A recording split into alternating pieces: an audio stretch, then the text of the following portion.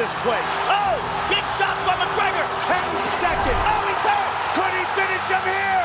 That's it. It's all over. Conor McGregor is a UFC interim featherweight champion. Wow. This now sets up a fight with Jose Aldo that will be easily the biggest fight in the history of the UFC. Give me your thoughts on that. In my eyes, Jose's gone running. If he wants to come back, he can come back, but I swear to God, his day will come. Conor McGregor, ladies and gentlemen. If you clicked on this video, you're here for one thing. The exact moment everything shifted. The moment the arena that once shook for him stopped sounding the same. The moment cheers slowly blended with boos. The moment the crowd turned on Conor McGregor. And by the end of this story, you'll understand how it happened. Not in one punch, not in one loss, not in one headline, but in a slow, almost invisible shift that even the biggest superstar in combat sports couldn't stop. The main event of UFC 194, Aldo versus McGregor. Now what does Mystic Mac have to say about 2016? The end of 2015 means the end of the featherweight division. If the Brazilian shows up, he's the so-called pound-for-pound #1, but he's quaking in his boots over there.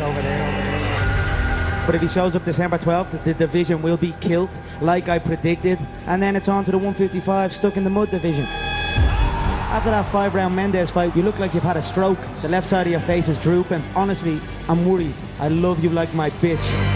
They're going to square off here right now. Jose Aldo has to catch a plane.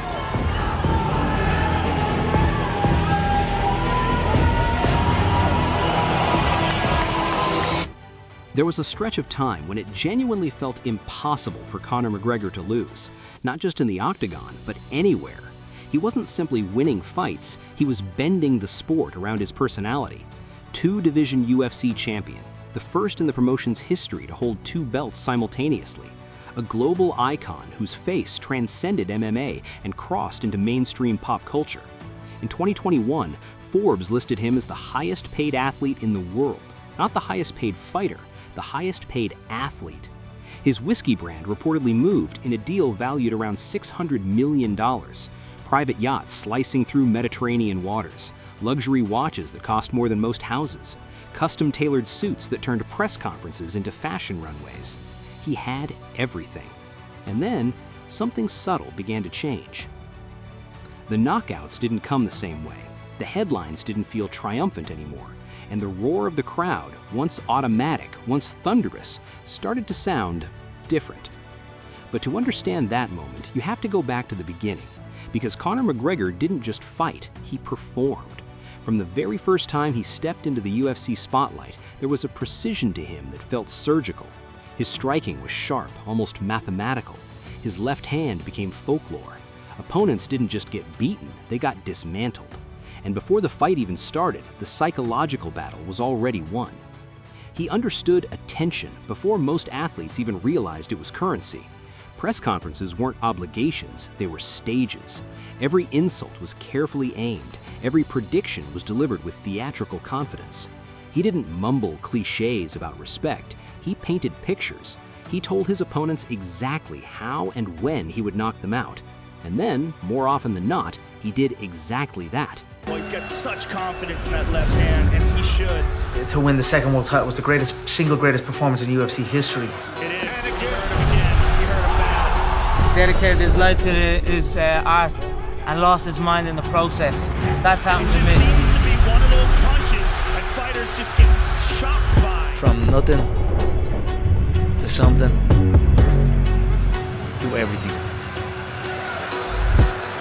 No one has ever held 2 belts in the UFC. He wasn't selling fights, he was selling himself. The brash confidence, the tailored suits, the rags to riches narrative from Dublin's Crumlin neighborhood to global superstardom. Fans tuned in not just to see if he would win, but to see how he would do it. The more outrageous he became, the bigger the stage grew. Stadiums filled, pay-per-view numbers shattered records. Even people who didn't follow MMA knew his name. And for a while, it felt like there was no ceiling. But then something happened that changes many athletes, especially fighters. Money arrived in a way that few could have imagined. Proper No 12 wasn't just another celebrity side project. It wasn't a vanity brand slapped together for quick profit. It exploded. Within a few years, it was on shelves across the globe. Bars carried it. Fans bought it because his name was on the bottle. Reports suggested a deal valued up to $600 million. Exact figures may vary depending on the source, but the message was clear. Conor McGregor was no longer dependent on fighting to sustain his lifestyle. He had built an empire. And that's where the psychology begins to shift. Hunger drives champions. The cold mornings, the obsessive training, the relentless need to prove something to critics, to doubters, to yourself. Comfort changes that equation. When you've achieved generational wealth, when you're stepping off a yacht instead of out of a cramped apartment, when your bank account grows whether you fight or not, the urgency feels different. This doesn't mean skill disappears, it doesn't mean talent evaporates, but the edge, the desperation that fuels greatness can dull. Around this time, the cracks began to show. The rematch with Khabib Nurmagomedov lingered like unfinished business, but it never materialized the way fans imagined. The rivalry that once defined an era felt frozen in time. Then came the Dustin Poirier defeats. First, the knockout that shocked many who believed the old Conor would never allow that to happen. Then the trilogy fight, ending in a broken leg, a moment as brutal visually as it was symbolic. The image of him on the canvas shouting defiance while doctors rushed in felt like a snapshot of transition. Losses are part of fighting. Even legends lose. But for someone who built his brand on invincibility, on prediction and execution, the impact was heavier. Outside the cage, headlines began shift tone.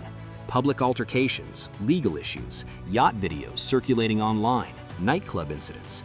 The aggression that once felt controlled and calculated began to appear erratic to some observers. Social media amplified every moment. There was no quiet week, no room for reflection. Every clip turned into a meme. Every outburst became a trending topic. And slowly, the internet did what it always does. It changed its tone. Where there had once been fear and admiration, there was now mockery. Instead of fans repeating his knockout predictions, they replayed his defeats. Instead of celebrating his dominance, they questioned his focus. Memes replaced intimidation. And for a man whose identity was built around dominance, that transition is brutal. This is where the crowd begins to turn, not in a single unified chant, but in scattered murmurs. A few boos mixed into applause, a few skeptical comments beneath training videos, a few journalists asking sharper questions at press conferences. There's something deeply human about watching a king fall. History proves it. When someone rises loudly, unapologetically, the fall echoes just as loudly. McGregor's confidence once felt infectious. He inspired fighters to believe they could talk their way into superstardom. He inspired fans who saw in him a fearless self-belief. But confidence, when victories fade, can look different. To some, it remains inspiring, a sign that the comeback is coming. To others, it feels like denial, and that divide began to grow. Some fans still hold on to the idea of one more magical run, one more left hand that silences the doubters. They point to his early career, to the surgical precision that seemed untouchable. They argue that injuries happen, that focus can return, that greatness doesn't evaporate overnight. Others see something else. They see a man chasing a version of himself that existed in a different chapter of life. They ask whether the motivation that once fueled him still burns with the same intensity. They question whether he's fighting to win or fighting to remain relevant in an industry that moves fast and forgets even faster. And that question lingers. In 2024, McGregor opened a new pub in Ireland. It was presented as a celebration, a nod to his roots, a statement that no matter how global his fame became, he was still connected to home. Among the guests was Mike Tyson. The presence of Tyson felt symbolic in ways that didn't need to be explained. Tyson understands the arc of fame in a way few athletes ever will. Once the most feared man on the planet, a knockout artist whose aura alone intimidated opponents. Then came legal troubles, financial collapse, public scrutiny. The fall was as dramatic as the rise. And yet, years later, Tyson re-emerged as something different, reflective, calm, even wise, a respected elder statesman of combat sports who survived the chaos of his own legend. Seeing McGregor stand next to Tyson felt like two timelines intersecting. One man who had already lived through the storm and come out transformed, another still in the middle of it. Fame doesn't protect you, it magnifies you.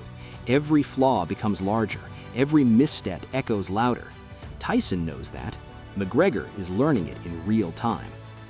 And then there's the algorithm. Social media doesn't allow quiet decline.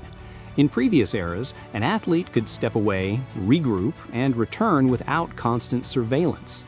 Now, every training clip becomes evidence. Every tweet becomes a headline. Every rumor of a comeback ignites speculation across millions of screens. McGregor still generates enormous engagement. Millions of followers hang on his posts. A single photo from the gym sparks debates about potential opponents. A cryptic message turns into a week of analysis videos. The machine of attention still revolves around him. But engagement is not the same as dominance. Attention can be admiration. It can also be curiosity, or criticism, or nostalgia. In the attention economy, relevance can exist without control, and that may be the hardest shift for someone who once controlled the entire narrative. There was a time when he dictated the story. He called his shots, literally and figuratively. He predicted rounds, he selected opponents, he jumped weight classes and made it feel like the sport revolved around his ambition. Now the narrative feels more fragmented. Questions outnumber answers. Timelines shift, comeback dates move. Fans debate whether the old fire can be reignited. And somewhere in that transition lies the moment the crowd turned.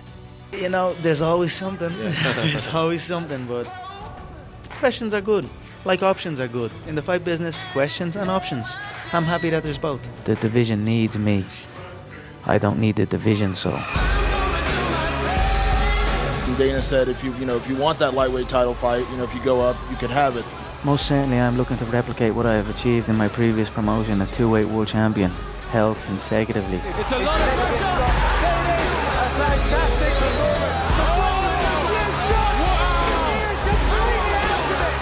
It wasn't one boo. It wasn't one loss. It wasn't even one scandal. It was accumulation. Expectations stacked so high that anything less than spectacular felt like failure. A persona built so large that any crack looked catastrophic. The crowd didn't wake up one day and decide to hate him. That's not how it works. Crowds are fluid. They follow momentum. They chase excitement. When the knockouts were instant and the predictions precise, the energy was electric. When uncertainty crept in, so did doubt. And doubt changes atmosphere. The same arena that once erupted in unified chants can become divided, half cheering, half waiting skeptically, half believing in redemption, half convinced the peak is past. Conor McGregor once embodied inevitability. When he spoke, it felt prophetic. When he walked, it felt cinematic. But inevitability is fragile in combat sports. One punch can rewrite history. One injury can shift timelines. One business success can change priorities. Now he stands at a crossroads that many legends eventually face. Not the crossroads of wealth, he has that secured. Not the crossroads of fame. His name is permanently etched into the sport's history. But the crossroads of legacy. How does the story end? Is it a triumphant return that reminds everyone why they believed in the first place? Is it a gradual fade where the spectacle outlives the substance? Or is it something more complex, a transformation similar to Tyson's, where the fighter evolves into something different entirely? The crowd's energy reflects those questions. It's not pure hostility, it's not blind loyalty, it's uncertainty. And uncertainty is uncomfortable for someone who built a career on certainty. There's a brutal truth about modern fame. The louder the rise, the harsher the silence that follows. When you build your empire on volume, on spectacle, on unwavering confidence, any quiet period feels amplified. Social media doesn't allow space for slow rebuilding. It demands constant performance. Conor McGregor once mastered that environment. He bent it to his will. He turned insults into marketing. He turned predictions into prophecy. He turned fights into global events. Now he's fighting for something different. Not just wins, not just headlines, but control of his own narrative.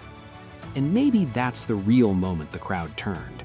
Not when he lost, not when he made headlines outside the cage, but when the audience stopped feeling like participants in an unstoppable rise and started feeling like observers of a complicated chapter. The crowd doesn't truly hate him. Hate requires sustained emotion. What happened feels more like movement. The world kept spinning. New fighters emerged. New stars captured attention. The spotlight widened. And in modern fame, being moved past can feel worse than being booed. Because boos at least mean passion. Indifference is quieter. So the question isn't whether Conor McGregor was great. That's settled. The belts, the knockouts, the financial milestones, they're permanent. The question is whether the next chapter can redefine the tone. Can hunger return after comfort? Can focus sharpen after distraction? Can a persona built on invincibility evolve into something deeper? The moment the crowd turned wasn't explosive.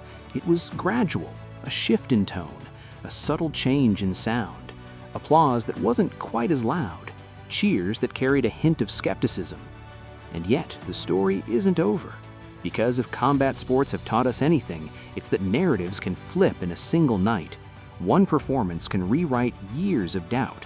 One statement victory can reignite belief. Until then, Conor McGregor stands in a unique space, too legendary to be dismissed, too uncertain to be unquestioned. A man who once controlled every headline, now navigating a world where the algorithm decides what trends and fans decide what they feel. The crowd turned not because they forgot what he did, but because time never stops moving. And in the unforgiving arena of modern fame, staying still can look like falling behind. For a fighter who once seemed untouchable, that might be the most difficult opponent of all.